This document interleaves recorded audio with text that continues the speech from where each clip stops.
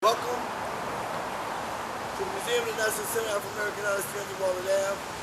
We are presenting today the Neferu, the Pet, Ruben Suptet Cyrus Rising. This is the ancient Egyptian New Year's. We're here to celebrate this day. My name is Patal Sikasar. I am the Chief Executive Officer of the Nagati Institute of Cosmic Awareness, Spiritual Consciousness, and Universal Enlightenment. The Nagaship Association. We fall under the Tesha Pura, the Holy House of Ra. So we'd like to make this presentation today. We were supposed to be inside the Royal Burial Chamber of Nesabiti Espalta, but because of the COVID-19, it wasn't able to allow us here, so we are on premises here today. And we're gonna celebrate the ancient Egyptian New Year's and our global New Year's. Our global New Year's, because this is a global calendar. This is cosmic time. This is our time. This is our story. Ra, Nebuchadnezzar Ra, first frequency specifically. So we're going to, before I begin, I want to perform the Hesi of the opening of the ways to command the cosmic forces that allow us love, guidance, protection through the dealing experiences of ponderable matter. And then we have a special guest from Nubian Square, the brother here in Boston, who brought it all together. He took the name of the slave master Dudley Station, and anything has to do with the subjugation of our people in any shape, form, or manner, taking the knee off of our neck mentally, physically, and spiritually. He made Nubian Square a dream. He solidified it. He made it go from gases, the liquid, the solids, and he crystallized it. So he's going to speak today, right after the Hesi. I know he has a lot of things to do, and we are honored to have you here today, sir. And so, let me begin with the Hesi for today, for opening the mouth, for the open the mouth ceremony, the Ukuwat. And I shall begin.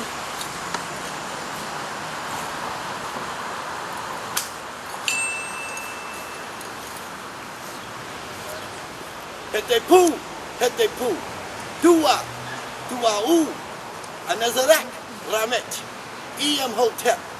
Greetings and divine greatness, divine excellence to the first families, my Nagas, my Shemsurus, my Mesobitis, my Hemets, my Sibas, Natats, the immortal ones of Ma'at, cherished, phenomenon of procession, New Age order, great golden age of Ma'at Abiyasar, and all citizens, descendants of the Nile Valley cultural, cosmic, collective consciousness, spirituality.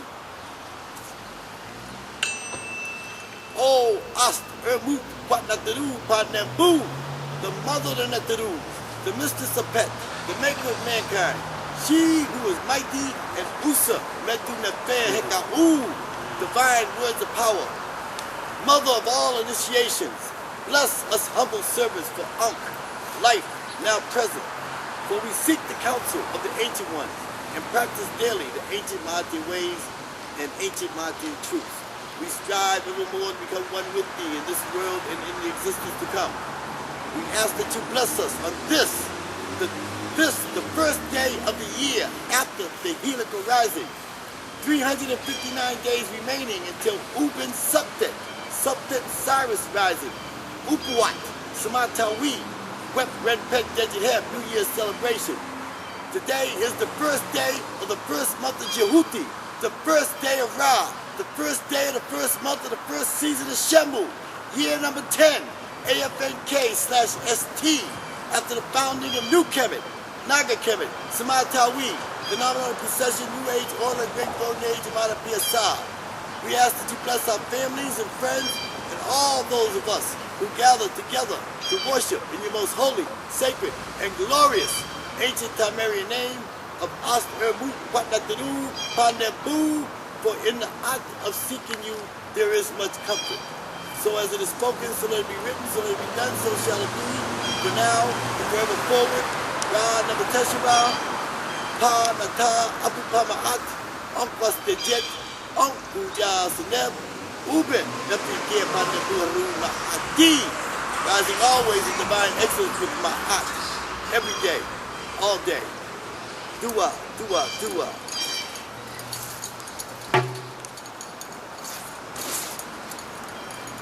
So I'd like to present now that my brother from here in Boston, Massachusetts, Roxbury, Mass. He's going to present himself and tell you about himself. He's the brother who made it all come together for the Nubian Square as we celebrate this Nubian New Year's. Here I present Sadiki. I should have had my brother here. Not a problem, brother. Yes, yes. Well, whatever you want to do, let him go, let him go.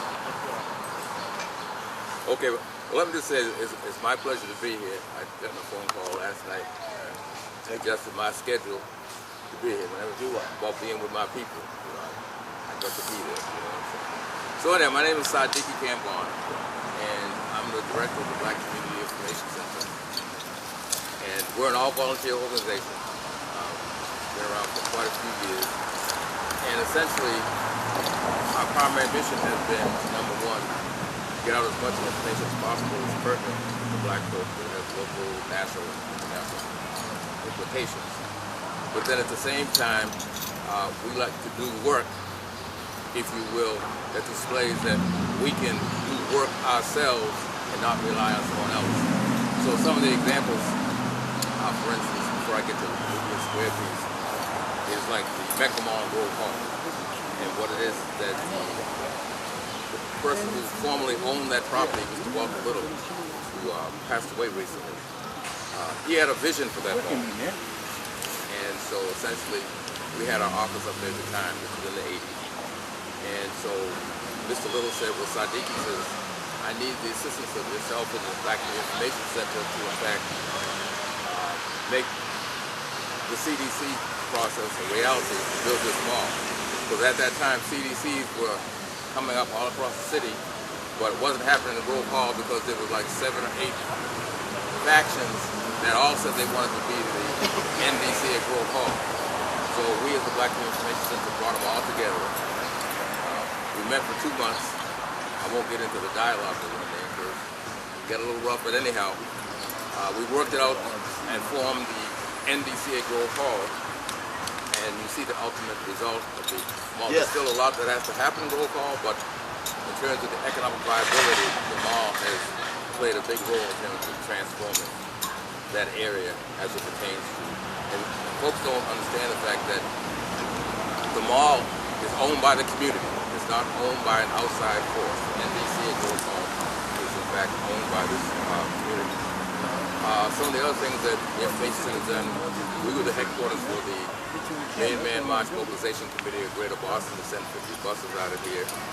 We have our own building up there on Warren Street, Imani House, with provide housing for homeless elders and some folks with mental health issues. A lot of folks tried to, there were 18 to 19 groups that wanted the building. They didn't want the Black Community Information Center to get it. But politically it worked out for us. So that, you know, kind of gives you an example of some of the work that we're doing now. When we're talking about these symbols that are out here, we all know that for the last couple of years there's been a national quote-unquote movement to take down all these symbols that have racist implications. Well, long before that consciousness was there, a couple of decades ago, we led the effort to have Washington Park renamed Malcolm X Park. And subsequently we led the effort to have New Dudley Street renamed Malcolm X Boulevard. So what has happened is that our next target was quote-unquote Dudley Square. And we felt that it was ridiculous that our primary commercial shopping district was named after a governor from the 1600s who oversaw legislation to legalize slavery. So we worked on it for 6 years. And folks said, well, 6 years, they said, that's a long time. I said, well, you know, if you have a specific goal, you got to have that kind of patience. But also, you know, you can't just go to the community and say, look, we want to change the name and folks on board. We had to spend half of those 6 years just convincing the community that this is what we need to do. We need to take that name down. So what happened was that in terms of determining a name, I had a name in mind, Meta Warwick Fuller. She was an internationally renowned artist in the early 1900s who didn't get the recognition here that she got internationally because she was a black woman. And so in the meeting, folks said, oh yeah, that sounds real good, Sadiq. But the other folks said, well, what about such and such and such and such? So we couldn't reach consensus. So I went back and did more research and came back to the next meeting and said, well, based on our melanin, what if we were to call it Nubian Square? And whether you're from Honduras or Harvard Street, Dorchester, you could relate to that name. That's how we reached consensus. We did the work that was necessary, and I heard the brother saying that I was the one that made it happen. Let me just say that if it wasn't for all the folks who worked with me, whether it be at the Information Center, because we ended up having the Nubian Square Coalition, and we're talking about folks from religious community, business community, social service agencies, all across the board. And in particular, our young folk were excited about it. So we met with the mayor in March of 2019 because we were going to demand that there be a process to change the name. And of course he was resistant to that, but he said, well, what if we have a ballot question? So we felt that was fair and appropriate. So on November 5th, and I should mention the fact that it was designated in terms of the vote for certain wards and precincts in Roxbury. The mayor said, I want the people of Roxbury to decide. So what happened was that, and this gets into the work that was done, and you know, a lot of folks, including Brother Phil Will and others who work with us, and late great Chuck Turner, who played a very key role in working with us. And so on November 5th, we not only won the vote, we won it overwhelmingly for the name. Now this was a non-binding ballot question. So what happened was that we met with the Public Improvement Commission on December 19th. A very large turnout of the community down there at Boston City Hall, and they voted unanimously to, in fact, officially make the name permanent of Nubian Square. So then what happens also, we said our next target was going to be the station. And I had done a presentation to the Transportation Committee down there, for the MBTA, down the State House, what have you. So we were getting ready to come up with our strategies, and got a call from the office of State Representative China Tyler. Her aide called and said, got good news.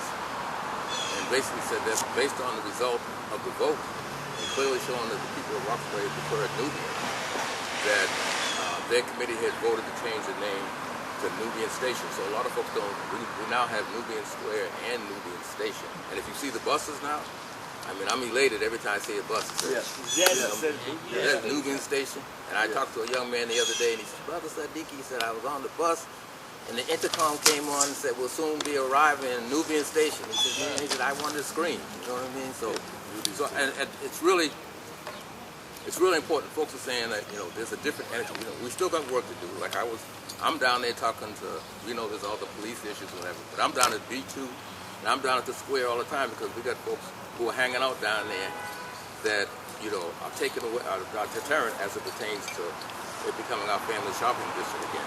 So I'm not saying that we're telling the police to go out there and harass folks, but to do your job. But then at the same time, I'm talking to people down there, and they say they understand and what have you. And so they talk about, there are folks there who need services. They say, we understand that. I'm a former social worker, so I know that deal. But the bottom line is that there are people down there who don't need services. Got gold chains on, and you know, they got expensive sneakers, you know, that type of thing. So we're just saying that we want that area to be civil. And I told them that the so-called folks who were supposed to take care of that handle that business, I said that they don't allow that in West Roxbury or Beacon Hill. So we expect you to find services for those who need them, but also see that the folks who shouldn't be there can't be loitering in our family shopping district. So there are those who are saying that the name change is just symbolic, and they're saying gentrification. Well, our plan is more than just the name change. That's just the first phase. We have what we call the Nubian Square Business Group, and we're in the process of establishing ourselves so that anyone who wants to come in there and do any kind of development or business, they have to come through the the business group. Because what we're saying is that, okay, if you want to come in here, it's all good and fine, but what are you going to do for the community? That's the type of leverage that we're looking for out there right now.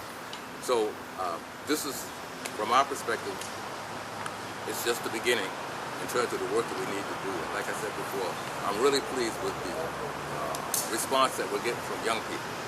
Because a lot of times folks feel like the young people are just out here, but there are a lot of good, young, conscious folks out here that are just looking for folks. Well, I call myself a mature adult, not an elder. You're awakening. To give them the kind of energy and direction that they're looking for through the work. So I know when I was their age, look for folks, get the direction. So yeah, they try to perpetuate that whole piece out there that our young folks, they don't want to listen to us. But what I'm finding is not true. So I'm really pleased to be here today because of the fact that this is all about self-determination. I should have mentioned the fact that in terms of the Kwanzaa Committee, that's another program of the Information Center. And we started in the 70s, and now the bottom line is that we have 22 organizations under the umbrella of the Kwanzaa Committee, and we have a celebration every night during the week, and we have hundreds of folks that are turning out. So Excuse me. about what we're going to do for ourselves if we have that type of capability. Excuse me, So brother. Brother Sadiq, could you just tell us how someone else could get involved, how they get involved with that? For the record. Oh yeah, well I'm ready to step aside here. Yeah, no, just give me your email. Oh, the email is HAMISI, that's Hamisi at Verizon.net, and the number at the Black Community Information Center is 617-427-2522. That two more times. Get that number 2 more times. 617-427-2522. And we open to anybody that wants to work with us, I'll do that out. Right? Hold tap. We're trying to learn. I'm trying to learn it too. Dua. That was Brother Siddiqui, who developed Nubian Square down at Dundee Station in Roxbury. It was very important what he just said. We had to take time out for him because it was very important that what he accomplished here in Boston and Roxbury. And so we're going to continue. We're going to continue.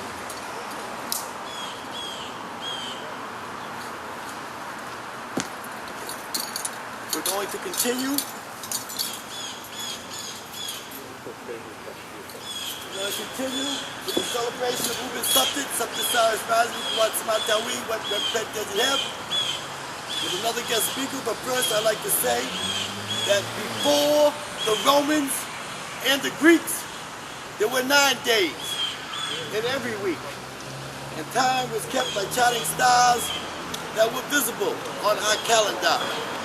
Aware of the movement of the earth, stars, and moon, these ancient African, indigenous, primordial, ancestral peoples were cosmically attuned. Do you know what it feels like to be an uncrowned Nasut, Hemet, king and queen, lacking honor, a crown, a throne, a Merku, a pyramid, a solar single lunar calendar, and just about everything? Well, let me tell you of our story, of our most earliest ancient African indigenous primordial ancestors in their glory. Those who were born from the great line of Nasuts and Hemets, kings and queens. Those who were born from the great line of Nasuts and Hemets, kings and queens. From diamonds and pearls and emeralds and all sorts of precious things. Everyday trinket for those of us who were born from the great line of Nasuts and Hemets, kings and queens. Everyday trinkets for those of us who were born from the great line of Nasuts and Hemets, kings and queens. But without your past, you can only live life in half. Half man, half woman, half beast, half slave. And this trend of thought is all that you have sought, all that you have bought, without knowledge of yesterday. Without knowledge of yesterday. Anuk Heru, Anuk Heru, I am Heru. I am Heru. I give you my wings so that you may fly. I give you my eyes so that you will never die. All you divine Nagas, Shamsurus, Nasubitis, Hemets, Sibas, Sibats, Mugatats, the immortal ones of Ma'at, cherished, gather, gather, come hither, come thither, rally unto me, and I will lead you to the true, righteous Ma'atian path of immortality. Follow the movement of the stars, Subtit, Sirius, and Ra, and you will find yourself in a perfect state in space and time. Acknowledge the divine cosmic environment that you are seeing, and you will desire to acquire the ability to experience the phenomenon of being. The prophecy states that we will be sent something from the past to join with something from the future, something from the physical world to join with the spiritual world. The Samatawi union of both the past and the future, the physical and the spiritual world, will be contained in the revelations of a secret mystical spherical diagram called the Ipeteru Shabitem Kwaru Pamaat, to ensure your divine birthright of immortality and to facilitate the journey, the voyage, the quest of immortality, to be reborn, God new as a star, expanding with the universe. So right now I'd like to present our next guest speaker. We have the honor of having from the Nubian nation, the great, our birthday, Heru, representing the Imperial Nubian nation. Dua Usiba.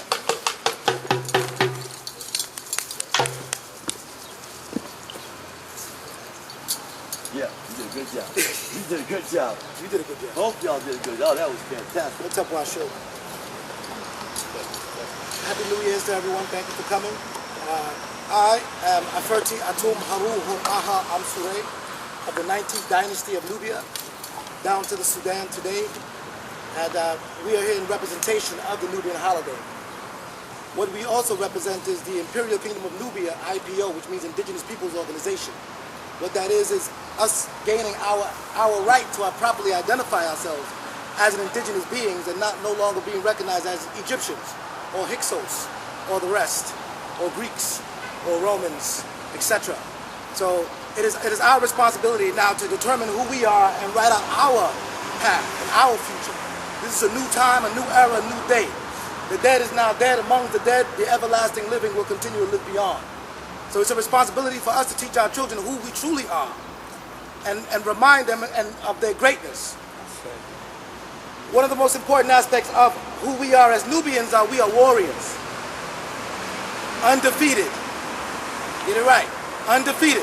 Yes, which is why they tried to erase Nubia out of the history books. Nubia is the land of the bow. The land of the bow. Not the Native Americans, they learned it from us. Nubia. So it's really our responsibility to now come to the greatness that we once we were, and once we are. And in saying that, henceforth, here we are. We've existed as the supreme, grand, ancient Nubian Egyptian order. Before now, we now received our crowns, gods and goddesses, to now self-determine who we are. Part 2. We are now currently in the process of partnering with the museum to establish a UNESCO protected site so that we can protect our people, our Nubian peoples that can rightly identify themselves as such. We still have a lot of work to do. We still have folks that want to misidentify themselves. That's not their fault. It's a product of systemic racism and continuing hatred, and we have to do nothing but show universal love to one another so that we can come together once again. Unity is not the only strength that we have. Love is the other strength that we have. Not just only unity. We can come together. But what do we do after we come together? What do we do? Do we build a table and do we bring people to eat? Or do we eat alone? This is what being new beings are. New beings, and they need to hear that. Let that rock through their, to their chest, their souls, their spirits, whatever they have. The new beings are rising once again. The new beings are rising once again. And we invite all in all to recognize the divinity in all that exist in you. We don't have differences with our sisters, our elders. We bring nothing but universal love. All we ask is, teach us, walk with us, sup with us, put the table together so we can eat together, so we can build together. All these elders, sit down with us and teach us what to do next, so we don't repeat the same mistakes. This is our responsibility now, to stand up. They're waiting for us to give them guidance. The brother Siddiqui, Nubian Square. Now we're working on Nubian Hill. Let's get rid of Beacon. It's called a Nubian Hill now. Because before it was Beacon Hill, it was Nigger Hill. Right. Right? So that means that we was doing something great at that time. If they had to defame the name. Right. I'm not talking about a political war or getting involved in any political movements. I'm talking about being involved in your local community and usher the name Nubian Lives Matter. We don't identify ourselves according to color. We don't. We are melanated beings. How come melanated lives don't matter? Right. Right? Let's change things around. Right. Let's not call ourselves something from a crayon box that don't identify with who we are. All right? Let's call ourselves Nubians. So then when we identify ourselves as Nubians, we can direct tie it to a history, to a people, to greatness. We can no longer allow anyone else to identify us. This is now our time to rise. Horus is rising. Okay? We mentioned the Nubian Archery Society. So now we have young brothers and sisters coming together. We're training them. Training them how to focus on their goals. Target your goals. This is what our children need to hear. They need to see how they can focus on their goals and become successful. So we have several sisters and brothers within the community that are working on various projects. We have a program called Copper Civic, where we do civic community work. If young youth are looking to participate in their communities, get down with us. Let's go ahead and pick up some trash bags. All right? Let's clean up our neighborhoods and clean up our communities. All right? First part. I want to introduce y'all to Sean. Sean is one of our lead instructors for the Nubian Archery Society. Ooh, You think he's going to beat me, but it's not going to work.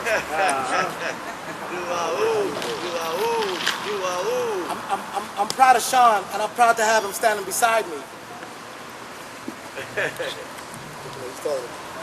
Because he's one of the brothers that I remembered him as a young brother.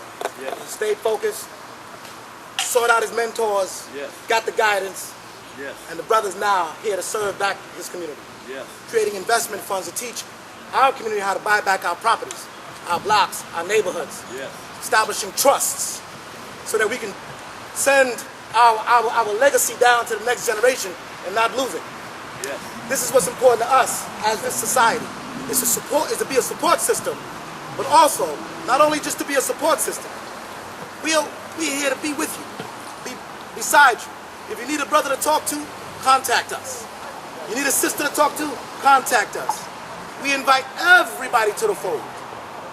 Everybody, young, old, and in between. And we've been doing this for over 15 years in Boston. As a matter of fact, we had just received an award from the city of Boston for the Supreme Grand Nubian Egyptian Order. We didn't think anybody was watching. We just received 2 of the UNESCO coins. The UNESCO coins for the monuments of Nubia, for the preservation of Nubia, pardon me, y'all. And we're on the database for the preservers of Nubia. My family personally was in Sudan, in Nubia, and we are doing this diligently, day in, day out, restoring. There's a reason why there's every time we build something, redevelop, that has to be a part of everything that you say. God concept can still exist if that's what you choose. We don't turn our doors to anyone, but we always leave the doors open for elevation. Spiritual, mental elevation.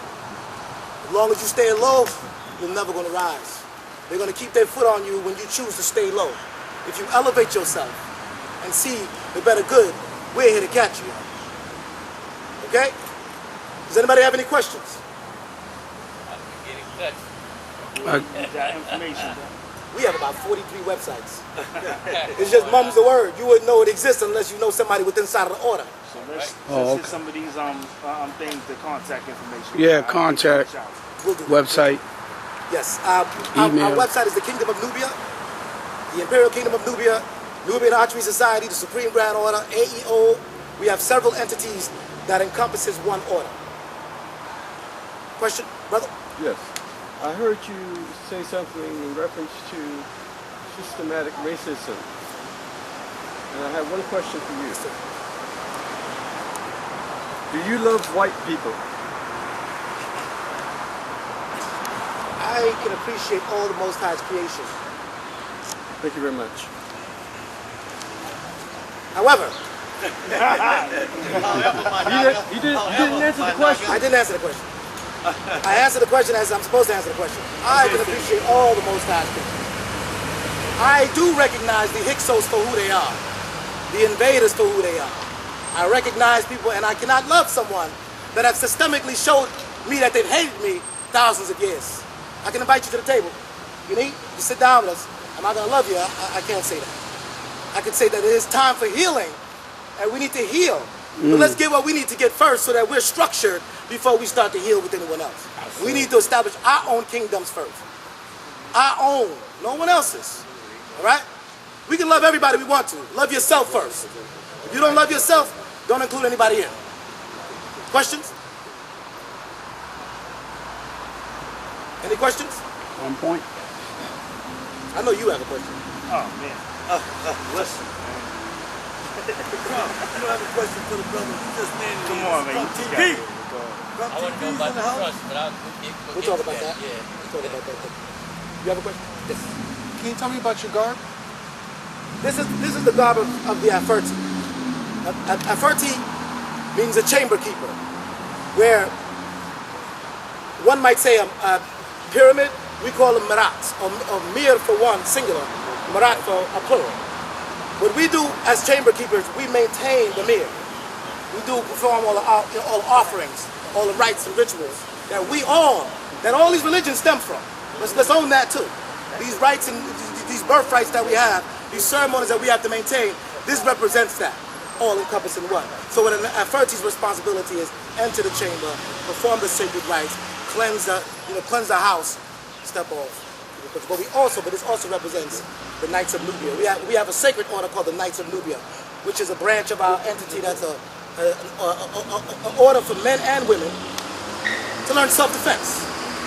You're not a knight because you're trying to be a nice person. You're a knight because you want to defend your community. You want to defend your people. And we have the ability to train anyone that needs to know how to self-defense. Anyone that needs to know self-defense, we can provide that level of training. And so our garb also represents the warriors of Nubia that's stepping forth to say we will defend our communities, our neighborhoods, if the need comes. Absolutely. Question? For the self-defense, any specific information for that? The self-defense falls under the Nubian Archery Society, which is the division of the Knights of Nubia. We meet in Boston every Thursday. We have troops that we go up to the Blue Hill Reservation, and we have archery workshops, and basically Sean can give you a little bit more detail about that since his experience with the order. Yep. Every Thursday, we get together. It's open so anybody that wants to participate. We get together at the Blue Hill Reservation, go on a hike, connect to the Most High. Take the time to really give thanks and appreciate the nature and the environment, especially in a time where we're all told to stay in the house. And we get out there and we practice and we build with each other. So it's every Thursday, early morning, we ride with the sun. And if anyone wants to get involved, you can contact me or Ali. Speak with us afterwards. But you can contact us at NubianArcherySociety.com. And also, as you can see the demonstration, we'll be performing some demonstrations. You can try out some of the bows that we have. We also want to include youth, kids into the program with the proper safety precautions so that we can train our youth as well. Are you guys just located in Boston, or do you have orders throughout the country? We have orders throughout the country. Boston is HQ. Boston is the headquarters. As a matter of fact, we stationed ourselves here with the Asfalto monument. So we're basically protecting and circling any monument that is a representation of Nubia. We'll be there, and we are there. And your name is Ali what? My whole name is Sayyid Ali Abdullah Muhammad al-Mahdi. That's my entire name. And my Khemetic name is Aferti Atum Haru Aha Amsura. II in the 19th dynasty. So we say, yeah, Hatumraj. Does anybody have any more questions? Any last questions about anything? Anything. Does the story of Jesus, is it metaphorical or literal? Get him. Get him. So he's one of yours. Okay. All right. That's a very deep conversation to have. I would say it's metaphorical. From our teachings, it's metaphorical. We all go through these passages. We all go through these trials and tribulations to find ourselves and find our identity. My answer would be it's metaphorical. But our orders, as you gain overstanding within our orders, we also have information, books, and literature where we can teach you the sacred teachings, the sacred knowledge of our orders. We have 9 orders, 9 levels, which we have 9 amulets that encompasses each order. And as you can see, his garb, the garb changes in colors and degrees: black, red, green, and then when you become an elder and you cut all your hair off, and that's when you come into the old school. Right. And, yes. I heard myrrh. We can't hear you. We can't hear you. I heard myrrh, like for the pyramid. I heard indigenous. So are you consider Moors or do the Moors like? I would consider myself Nubians. Nubian. Because the Nubian identity predates the Moors. Yeah, definitely. You know, so, and that was important when we had to identify ourselves as the United Nations. When you see the Kingdom of Nubia, you'll see IPO. Anybody can look this concept up. It's under the UN, or it's called United Nations UNDRIP. Declarations for the Rights of Indigenous Peoples. When you establish your organization, you therefore can put the IPO, Indigenous Peoples Organizations. Nubians today suffering from racism at the hands of our Egyptian brethren. To this day, racism to this day. Right. I mean, they're being murdered to this day. So there is an identity crisis when it comes to the Nubian people. And the Nubians are suffering the same issues as the Nubians in America. Or as we say, the Nubians of the Americas. You see, the displaced people from their land, great royal identity of who they are. There's so much of a connection. But we were given so many other sub-identities in order for us to elevate to understand who we really are and truly are. That's a big part of who we are. We walk you through the process of gaining your knowledge of self. Anybody that's just going to give you knowledge without allowing you to fish for yourself, they're not helping you grow. Right. Especially when you go into the indigenous world. Is there a difference between a Nubian and a Nuwabian? Yes, there is a difference. I would say there's a big difference. The reason I would say there was a big difference, I've studied Nuwabian doctrine. Oh, let's make sure he's okay. Somebody. As soon as you said that, he just went into a thing. Dr. York. Dr. York. That's York. So let me say this. I would say the Nubian nation that you might have heard of or seen in the 80s, 70s and 80s. And if you Google them now, you would see all your rappers, the Jay-Z's, all that were a part of that organization. Because Nubia was the identity in the 80s and 90s. You know when we had the conscious rap, conscious culture, conscious music. Right. So you have an elevation of knowledge. Right? So let's say the Nuwabians have an elevation of knowledge, which they've evolved from just the Nubian doctrine. My understanding of Nubia is when I see it, Nubia, it's different than what I see here. Does that make sense to you? We have subcultures here in the States, like we have the Hebrew Israelites. You don't see them in Jerusalem. Right? So you have different context. So I would say the doctrine is the same if it remains focused on Nubia. But when we go in another direction, That's deception. They created. I'm not gonna knock anybody's way, because every way has good people. Some people just lose their way. Right. And so the reality is, if you knock them, you never give them a chance to come home. So the reality is, we want people to come home. And I'm not gonna knock and somebody might be doing some great work with any organization. Right.